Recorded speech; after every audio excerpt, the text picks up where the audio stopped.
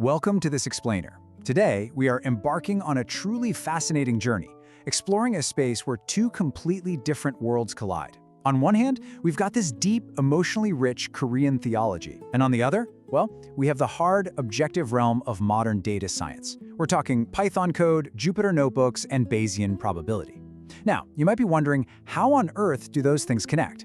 Well, we're about to see exactly how a very specific set of religious doctrines was actually mapped into a statistical model, all to calculate the mathematical probability of a modern-day Messiah. Okay, let's dive into this. We're going to move through this in 5 steps. First, the divine principle. Second, the concept of Han. Third, historical parallelism. Fourth, coding the Messiah. And finally, data versus faith. All right, Section 1, the divine principle, unifying two worlds. To understand how we eventually end up writing Python code, we first need to understand our source material. We're looking at the core doctrine of the Unification Church, which is known as the divine principle. This text was written with a really ambitious goal in mind, to solve the lingering, fundamental problems of human history. The text basically argues that humanity has been stuck in ignorance because we're divided into two camps. You have religion, which pursues what they call internal truth, the ultimate purpose of life, morality, the heart. And then you have science, which is chasing external truth, the physical, measurable laws of the universe. The divine principle claims that to actually overcome human ignorance, these two spheres can't keep fighting. They literally have to be unified into one comprehensive truth. Coming out of that desire to merge religion and science, the text lays down some very specific theological claims. First off, it states that God and humanity fundamentally share a parent-child relationship. But it says the fall of man broke that bond, causing both a spiritual and physical corruption. Now, the doctrine teaches that while Jesus opened the door for spiritual salvation, his crucifixion meant he couldn't complete his physical mission, which was to build a literal kingdom of heaven right here on earth. Because of that, a returning Messiah is needed to finish the job. And this is absolutely crucial for the data model we're going to look at later.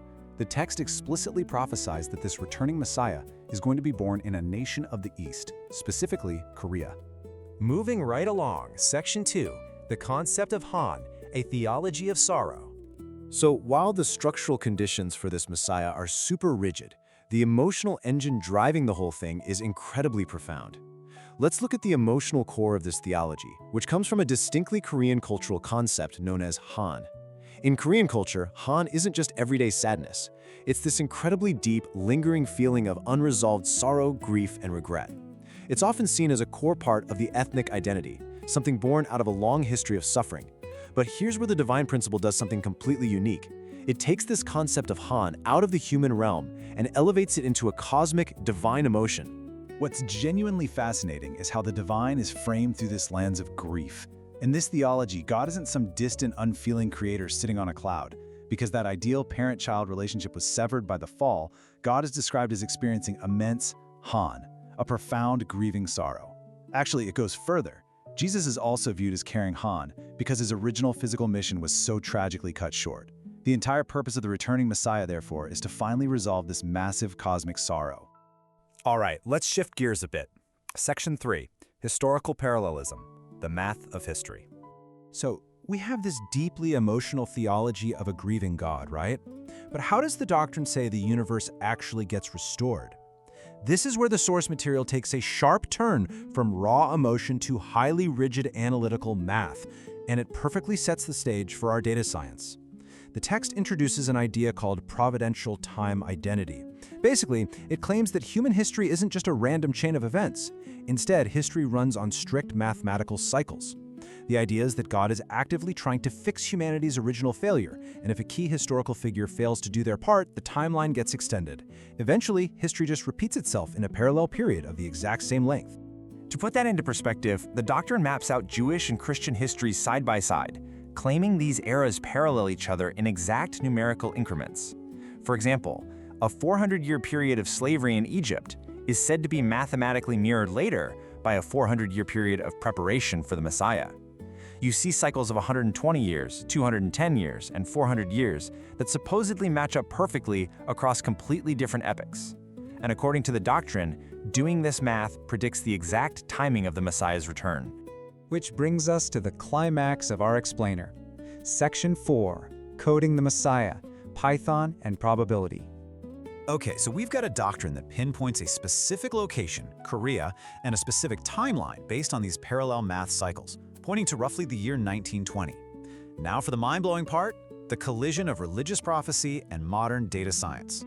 The source material asks an incredible question. Can we treat these theological claims as hard data points?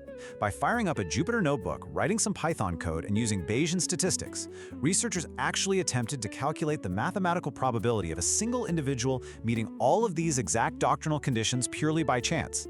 It's literally like a statistical detective story. And the crucial starting point is this massive number, 1.86 billion. Based on those historical cycles we just talked about, the return of the Messiah was calculated to happen around the year 1920. Well, in 1920, the global human population was approximately 1.86 billion people. In our statistical model, that's our denominator. We're looking for one specific anomaly out of almost 2 billion possible candidates. The Python code takes the doctrine's conditions and applies them as independent statistical filters. First, the time filter. Out of a 2,000-year window, what are the odds of being born exactly around 1920? Second, the space filter. Out of the whole global population at that time, what's the mathematical probability of being born specifically in Korea?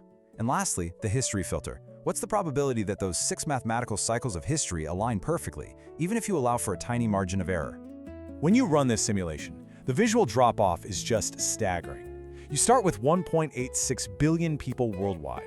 The space filter immediately drops the pool down to Korea's 1920 population, which is about 17 million.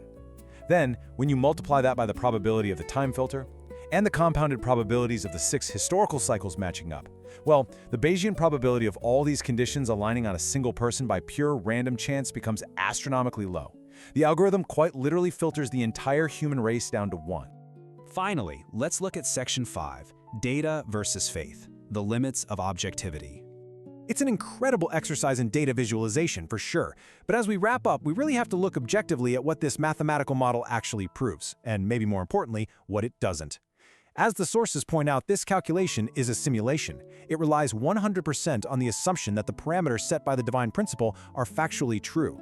In the scientific method, a claim has to have falsifiability, meaning it has to be testable and able to be proven wrong. Religious claims inherently lack this.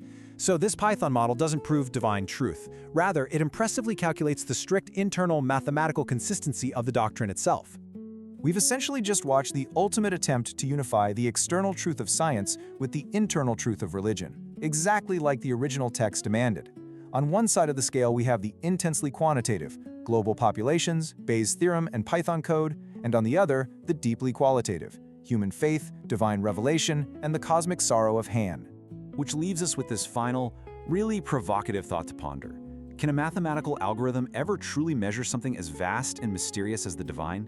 Or, in our modern, tech-driven world, does data science simply give us a brand new, highly structured language to express the ancient realities of human faith?